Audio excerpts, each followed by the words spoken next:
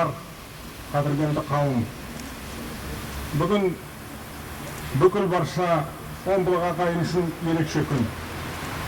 Мынау оған еліміздің ордалы өкілдігінің жанынан осы өңірдің сыйлы да сырлы азаматы, белгілі шебер, Россия мен Қазақстанның Суретшілер одағының бірдей академигі Амангелді Абдрахманұлы Шәкеновке арналған ескерткіш ашылып отыр.